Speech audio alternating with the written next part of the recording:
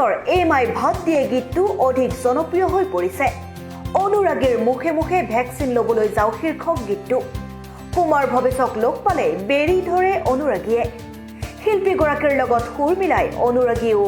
এই মাই ভাত দিয়ে গীতটো গীত গাই নাচি বাগি মতলীয়া হোৱা দেখা যায়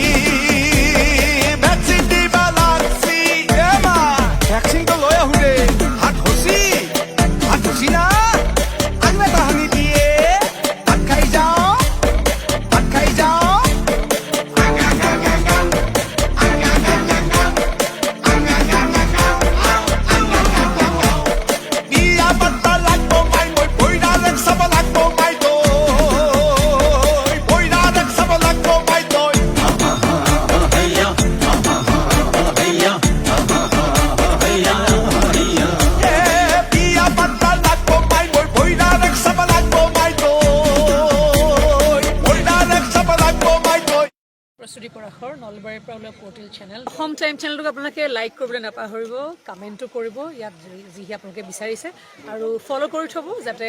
যিমানবোৰ নিউজ তেওঁলোকে আপলোড কৰে আপোনালোকে লগে লগে চাবলৈ